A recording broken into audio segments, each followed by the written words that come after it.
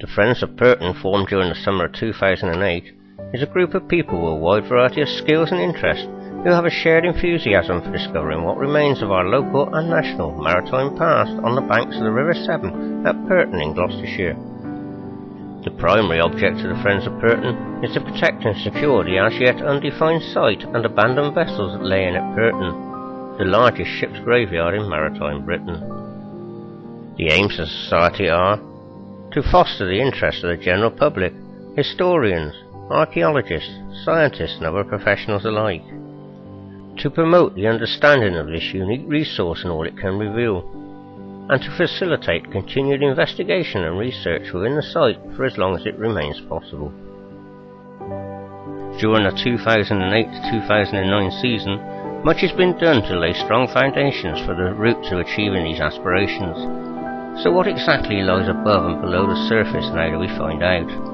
On the literal site stretching between Purton and Sharpness are the remains of 81 plus known vessels. 31 in the Purton area are visible remains which are easily accessible, only 6 of which have recently detailed documentation through NASA training courses since 2002. During the current year, the vessel Dispatch was surveyed successfully from NASA Part 2 training, and a report on Britain Ferry is being prepared, both by Friends of Purton members. Further down the site towards Sharpness, negotiations are underway to scan specific areas for evidence of craft known to have been placed on the banks in the past, where accretion has occurred to the point of engulfing them.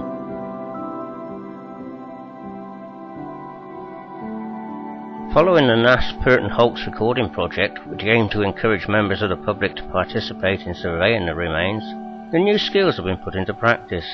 These include grass clearing, measuring, recording, drawing, photography, report writing and mastering the technology to do so, and improvisation.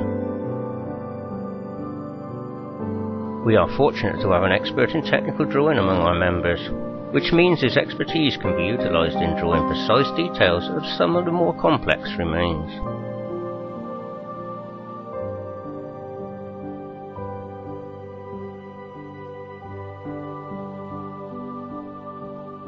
Another aspect for which we are grateful for our expertise is in mapping the site.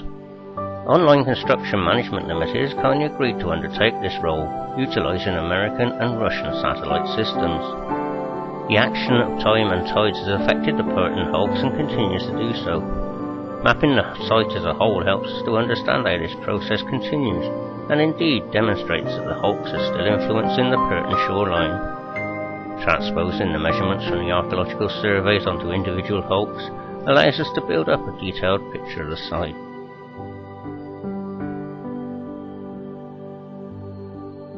During April 2009, Professor Rob Melchers of the University of Newcastle, Australia, visited Purton, and in particular the ferrous concrete barge number 75, in connection with his research into concrete cancer.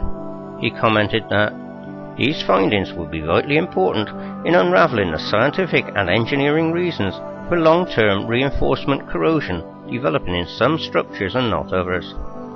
FCB-75 will not sail the waters again, but her usefulness continues to live on, the past supporting the future. How much more can be learnt from these hulks? Preservation through documentation is the motto, and documentation is well underway.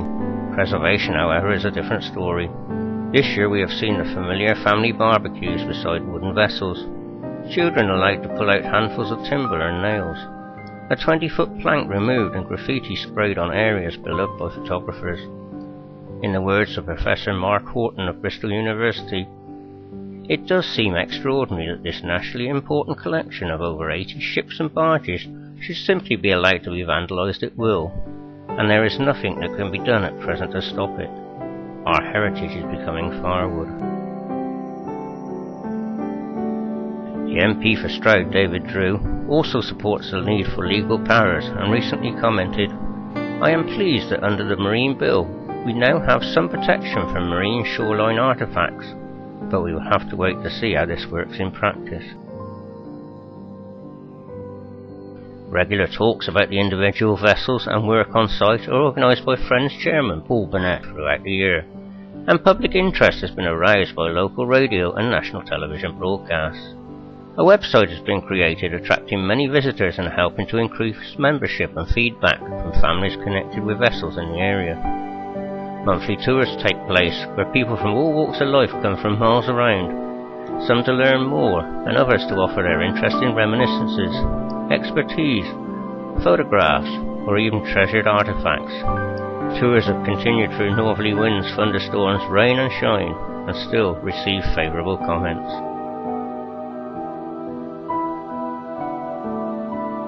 The Friends of Purton have been involved in meetings with British Waterways, Natural England and English Heritage with regard to work in the future. As a site of special scientific interest, careful forward planning is essential, and a 5-year plan is currently in preparation with the agreement of the landowner and other stakeholders. The management plan is likely to include completion and annual update reviews, conservation of the site, installation of appropriate signing, and a programme of archaeological investigation to include limited excavation and geophysical surveys. Work to be carried out during the limited excavation and scanning of the exposed remains of the Kennet barge Harriet in September 2009 will provide the template for further works. In future years it is hoped to have a greater appreciation of how these vessels were made, the skills of the boat builders and an insight into the lives of the mariners, particularly on the River Severn in times past. Using up-to-date techniques, more may be discovered about the buried remains of vessels such as Britannia, Shamrock, Orby and Envoy. Whatever happens, the Friends of Purton will continue to record what remains of all these vessels and keep a weather eye open for them.